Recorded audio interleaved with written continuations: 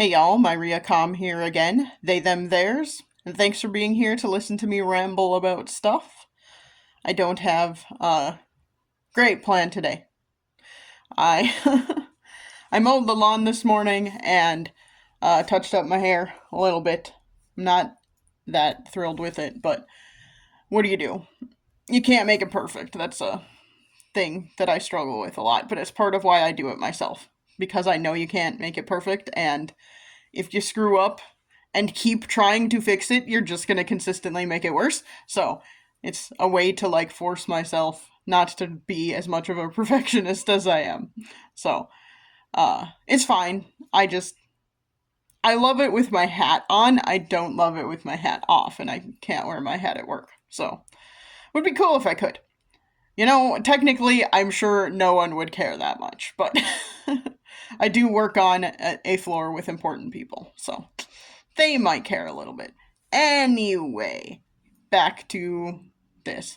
Probably not gonna do a long video today because I mowed the lawn this morning, and it took a bit out of me. It always does.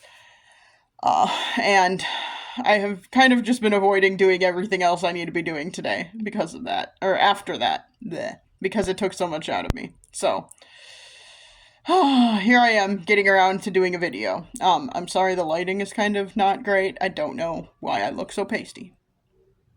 It's very frustrating and annoying. Nothing, and I can't do anything about it. I've tried adjusting a lot of things, and whatever. I'm not a filters kind of person, so I'm not going to worry about that. We'll just deal with how it looks. So, brief kind of ish video today. I don't even have I have a question I want to ask, but I don't have a good answer for myself. So, we'll do our best here. Okay. So my question for all of y'all out there. Yeah, I did just say all of y'all. For all of you out there, my question is, what is your, the favorite moment you have had as a queer person? Like I said, I don't really have a great example myself. I can think of two things that maybe fit, and they're not that great or that long and don't mean that much.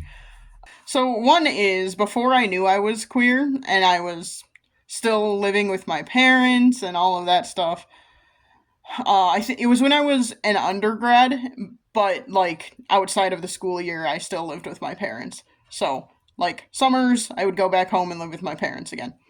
And I wasn't religious anymore, all of that stuff, but I would still go to church with my parents if there was a special occasion or something, or we were out of town and they wanted to go to church or whatever, I would still go with them. Did I love it? No, but whatever. I would wear hats when I went to church with them because I was like, screw you, I don't care about all of your stupid religious stuff. Maybe that was rude. It always felt like they were, forcing me to go, so I would, wear whatever. There was one time I was wearing a felt fedora, black felt fedora, and I don't really love them anymore. I still have one, but I don't love it.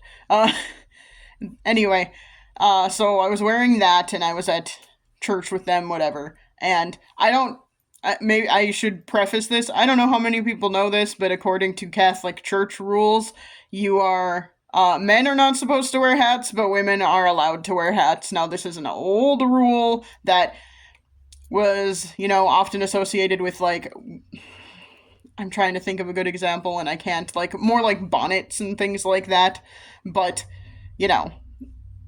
to my knowledge, it is still a rule, whatever. At least it was at the time, so, yes, and, so I was wearing a black felt fedora, and was, not really paying attention. I think we were visiting my brother and sister-in-law, and my nephew. I don't think my niece was alive yet. I don't think she was born yet. And anyway, I'm pretty sure I was playing with my nephew or whatever, not really paying attention because I wasn't religious anymore. And there was someone behind me who leaned forward. It was an older woman who leaned forward, and she was like, "You're not supposed to wear hats in church." And I was just kind of like, whatever, I don't care. and I just ignored her. And then she did it like a couple more times. Then my mom turned around and was like, actually, she's a girl. She's a woman. And then the older woman was like, oh, okay, I guess that's fine then. Which, like, I just thought it was interesting because that, like, at the time I was like, oh, this person mistook me for a man, and that actually is kind of cool, and I like that. So this was before I knew I was queer, but I was, kind of questioning and all of that. Oh, I should rephrase. This was before I knew I was non-binary, but I had kind of, as I've mentioned a number of times, I had kind of always been like, uh, I think this is not a term that is no longer used, but I don't know what term to use instead. I was kind of a tomboy when I was growing up, so I didn't mind being mistaken for a boy or a man or whatever, and I kind of actually really liked that. And in that moment, it was a very, like, important moment of, oh, we're, like, out in public and someone is, like, mistaking me for a man, and that feels kind of interesting. It feels right for some reason, I don't know. So, like, I don't know. It was just interesting. It was like, oh, someone's not automatically assuming I'm a woman, and I like that. So there's that moment, and the other moment is this past April when I say this past April of this year when I was part of a panel on campus about being LGBTQ on campus, and that was kind of interesting and fun. I don't think it did a whole lot. I don't think it changed anything. I don't think, like, it meant anything necessarily. There were people who asked questions that were really great. I always am like, my biggest thing is I hope I'm reaching younger folks when I do this sort of thing. I want to reach people my age and older too, but I really want to make sure that I'm reaching younger folks, and I don't know how many students were like there listening to the panel. So, it's one of those things. I really want to see if this coming year, when we do Pride on campus, we do like Pride Month during April, usually, so that students can be involved. And I want to be more involved with being a part of that because I would like to be involved with getting, like, speakers in to talk about stuff. Even if it's just people on campus who want to talk about things. And I think we should try and do something in person and less, like, online. Because while doing, like, a Zoom or a Teams call or whatever is in some ways safer, I also think it's, like, less personable then. You're just people talking on a screen at that point, and being in person means a lot more a lot of times. So, I don't know. I would like to be more involved and like to encourage us to do more in-person stuff. Yeah, so those are my two, I guess, like, favorite quote-unquote queer moments in my life. Like I said, the first one is harder, like, takes longer to explain, but it doesn't.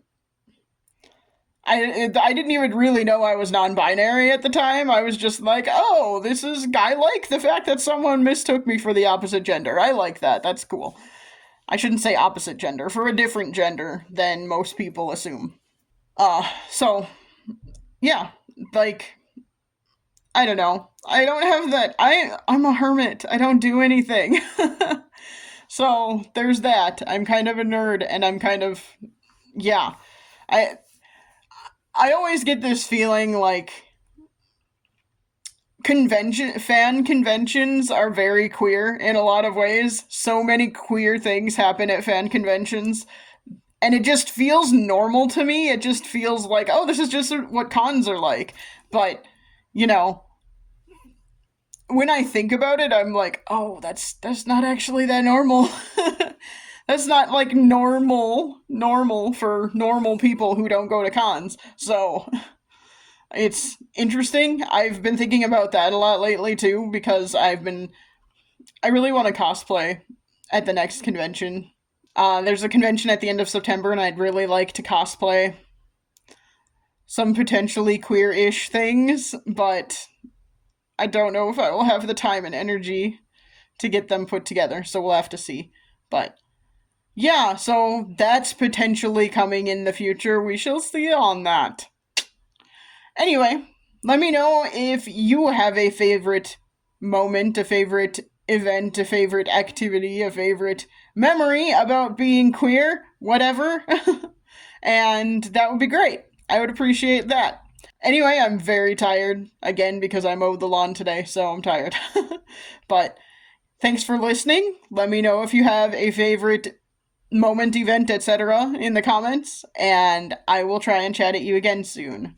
Bye.